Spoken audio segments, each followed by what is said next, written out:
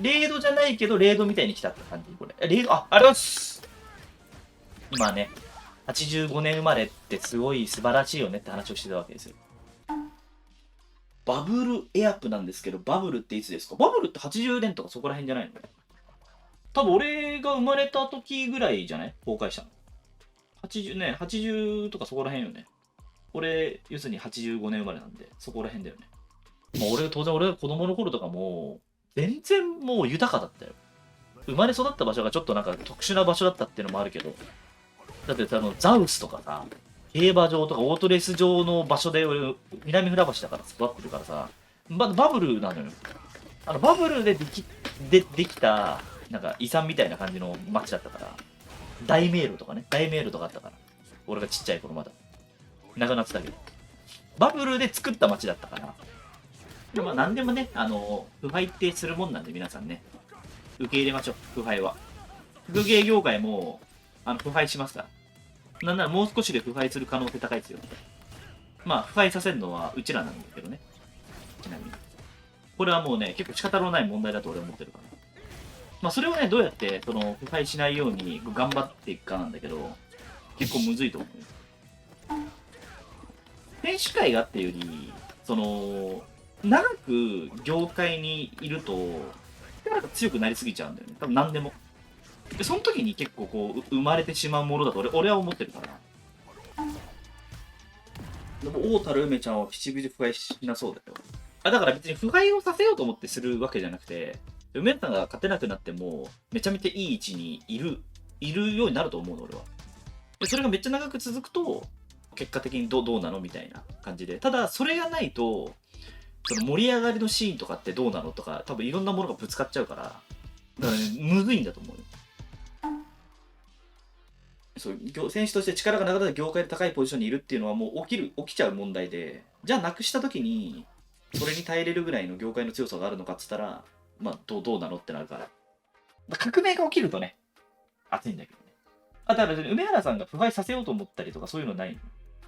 で、結果的にさ、じゃあ周りがさ、いやあなたがいなくなると困るんで、イベント頑張ってくださいとか、勝てなくても大会参加してくださいっていう流れにこう、したりすると思うの。てか、俺はまあそうしたいなと思うんだけど、なんなら。まあ、新規の人が入りにくい環境になっちゃうとかね。でも引退後のしょうがないと、まあそうだね。まあ、うちの業界まだ引退者全然いないからね。俺ね、なんか、俺、結構その腐敗嫌いだから、嫌いっていうかなんか戦って死んでほしいなって思うタイプだから、だから、海外に行ったりするのめっちゃいいなと思うんだよね。久保とかも別に引退してないじゃんって俺思ってるよ。全然ね、いるじゃん。将来がスポーツ業界なんてあるかないです。ハイタニとかね、すごいいい感じにね。どうなんだろうな。スポーツだとこう、引退者みたいな感じに見えるのかな。俺やっぱハイタニとかも、やっぱなんか変わんないんだよね。俺の中で。なんか選手なんだよね。ケースケータンは、ケースケータン、ケースケータン引退してるかどうか。けど、だからやってるでしょ。だから、なんだろう、センターじゃないよねと思うから。引退っていう現役だった時期あるのってめちゃ書いた。まあまあ、それはそうかもしれないね。外野から見たらハイトの引退者ですかね。さすがにプロとはいろいろと違いすぎる。宣言したからだと思うんだよね。まあ SFL 出るのがね、出ないっていう選択肢はね、まあ、結構理解もね、できるしね。じゃあ、梅原さんは、じゃあ、プロじゃなかったのかとか、そういう話にならない。去年は。まあ、それはないか。あの人は、1年目は、自分は結構ゲーム大変だから、まあ、出なかったっていう話だから問題ないのか。そういうこと？まあけど、スポンサーついてたらプロだよね。体使うスポーツは体壊し共有で1年使用しないってのあるし、格闘ゲームって脳いっぱい使いそうだから、脳を集めて1年。脳を集めるっていう感覚もマジむずいっすけどね。流星みたいにさ、ちょっとこう、もう本当に体がきつくなっちゃったとかだったらまあわかるけどね。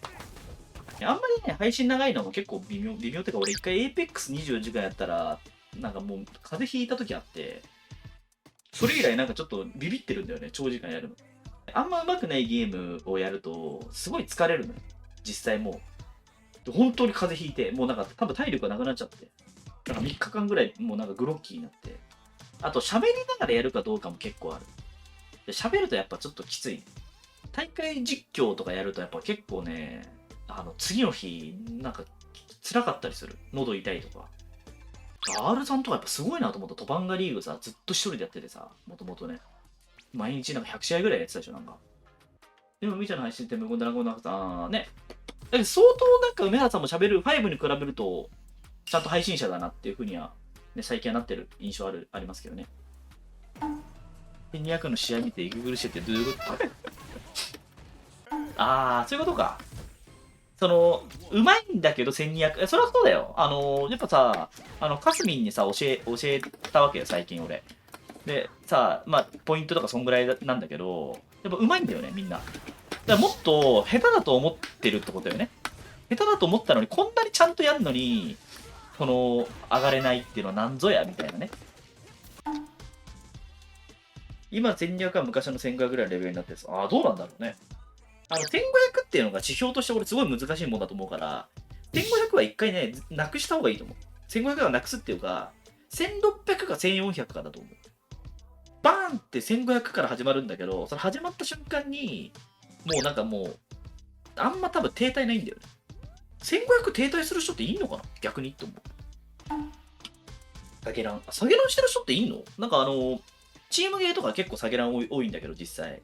本当に下げランやるならサブキャラやるんじゃないかなと思うけど、どうなんだろう。いるのかねわかんない。俺、なんか下げランやるんだったら、バトルハブでなんか狩りしてる方が楽しそうだけどね、その人ね。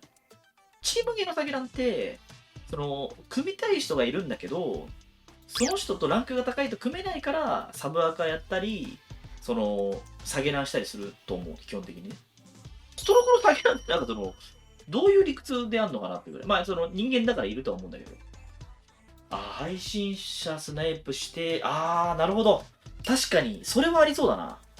自分が好きな人が、例えば1200だったとしたら、まあ、1800だとマッチしにくいから1200まで落として、マッチ狙うとか。